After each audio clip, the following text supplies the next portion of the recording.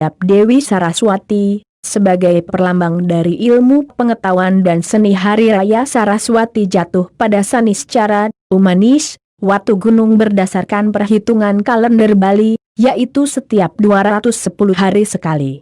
Kata Saraswati berasal dari kata Sera, SWA, dan Tiser yang berarti dia yang memberikan arti atau esensi, SWA yang berarti diri sendiri, dan Ti yang berarti maha atau titik. Saraswati juga berasal dari kata SR yang artinya yang mengalir. Dalam Rigveda beliau digambarkan sebagai sebuah sungai yang senantiasa mengalir. Beliau jugalah yang memberi kesuburan di setiap kandungan wanita dan juga kesucian bagi semua pemujanya.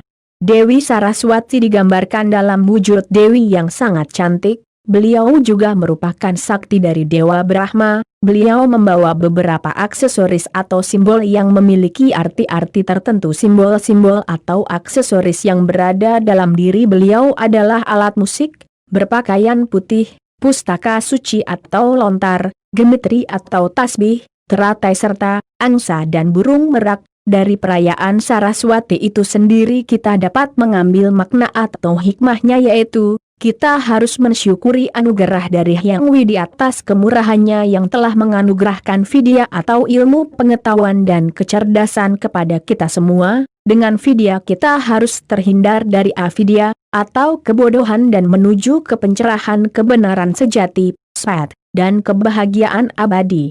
Selama ini secara spiritual kita masih tertidur lelap dan diselimuti oleh Seng Maya, yaitu ketidakbenaran, dan avidya yaitu kebodohan. Dengan vidya ini mari kita berusaha untuk melek, eling, bangun, dan tidur kita, hilangkan selimut maya, sadarilah bahwa kita adalah Atma, dan akhirnya tercapailah nirwana. Kita belajar dari angsa untuk menjadi orang yang lebih bijaksana. Angsa bisa menyaring air, memisahkan makanan dan kotoran walaupun di air yang keruh atau lumpur. Juga jadilah orang baik, seperti burung merak yang berbulu cantik, indah dan cemerlang. Walaupun hidupnya di hutan, kita masih memerlukan atau mempelajari ilmu pengetahuan dan sains yang sekuler, tetapi harus diimbangi dengan ilmu spiritual dengan penghayatan dan bakti yang tulus. Laksanakan puja atau sembah yang sesuai dengan kepercayaannya masing-masing secara sederhana dengan bakti yang tulus dan ikhlas, bisa di rumah, kuil, atau pura dan lain-lain. Perayaan upacara Banyu Pinaruh memang disambut antusias oleh kalangan umat Hindu di Bali, apalagi oleh kaum muda memanfaatkan perayaan tersebut selain sebagai simbol untuk membersihkan diri secara rohani dan jasmani, juga sambil berwisata. Berdasarkan keyakinan umat Hindu, Banyu Pinaruh sendiri berasal dari kata banyu berarti air dan pinaruh artinya pangaweruh atau pengetahuan. Secara filosofi bermakna membersihkan atau menyucikan diri dengan air ilmu pengetahuan, karena memang pikiran yang kotor atau kegelapan hanya bisa dibersihkan dengan ilmu pengetahuan suci. Perayaan ini dilaksanakan sehari setelah Hari Raya Saraswati, yang merupakan perayaan turunnya ilmu pengetahuan, tepatnya pada hari Minggu, Pahing Wuku Sinte. Pada saat inilah merupakan penanggalan pertama kalender Bali. Saat pagi hari menjelang sebelum mengawali kegiatan, umat Hindu datang ke sumber air atau pantai untuk melaksanakan ritual pembersihan diri. Setelah ritual pembersihan diri ini selesai, umat kembali ke rumah masing-masing untuk melakukan persembahyangan bersama keluarga dan menghaturkan persembahan sesajen berupa laban, nasi kuning, dan juga loloh di sanggah atau pemerajan masing-masing. Kemudian nyurut bersama, harapannya kegelapan pikiran yang berada pada tubuh kita bisa hilang dan bisa mendapatkan jalan terbaik mengarungi kehidupan duniawi. Tempat perayaan upacara Banyu Pinaruh. Nah, pada saat perayaan tersebut, umat secara jasmani juga membersihkan seluruh anggota tubuh sampai keramas kalau bisa menggunakan kembang. Nah, pada saat upacara Banyu Pinaruh ini, warga Hindu Bali mencari sumber air untuk membersihkan diri baik secara jasmani maupun rohani. Seperti sumber air, salah satunya adalah objek wisata Tirta Empul Tampak Siring. Tempat ini dipastikan akan ramai, begitu juga pantai Matahari Terbit Sanur. Pantainya luas berpasir putih sehingga umat bisa lebih leluasa untuk membersihkan diri, apalagi ditambah suguhan sunrise yang spektakuler menjadikan tempat wisata religi ini menjadi lebih diminati dan dinikmati.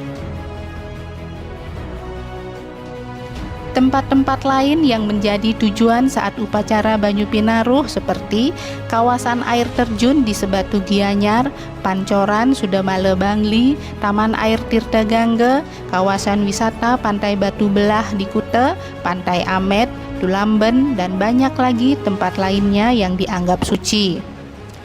Umat datang bersama keluarga dan juga anak-anak dalam ritual pembersihan diri ini.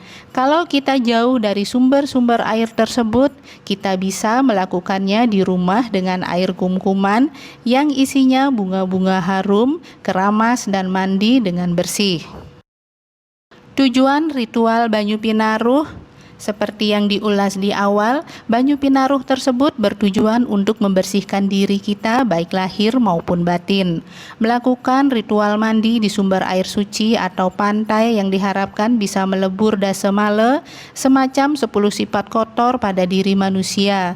Kemudian menyucikannya dengan ilmu pengetahuan sehingga kita bisa terbebas dari lautan kebodohan serta dosa, agar memperoleh kekuatan serta kemampuan untuk menyongsong tantangan di hari-hari selanjutnya.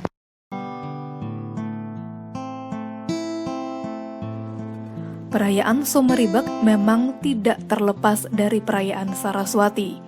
Sebab Someribek adalah hari bagaimana pengetahuan bisa digunakan untuk kemakmuran bersama. Lalu apa hubungannya ilmu pengetahuan dengan kemakmuran?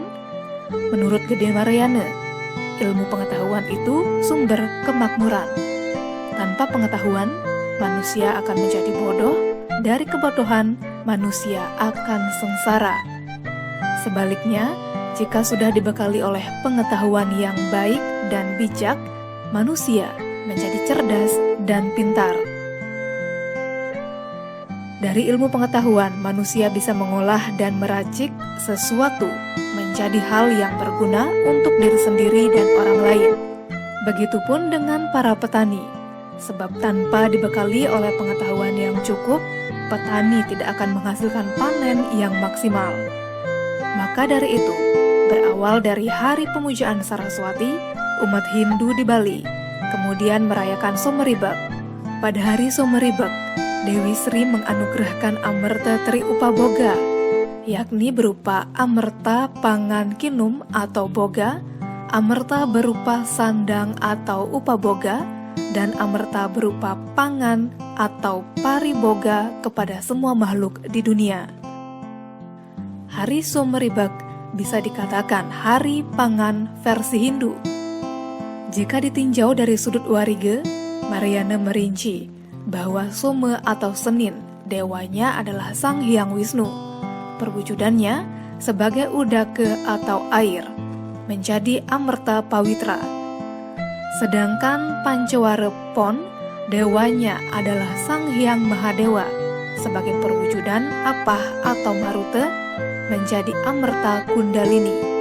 Sementara Wukusinte, dewanya adalah Sang Hyang Yama, sebagai perwujudan dari api atau Agni. Ketiga amerta inilah yang dibutuhkan oleh semua makhluk hidup.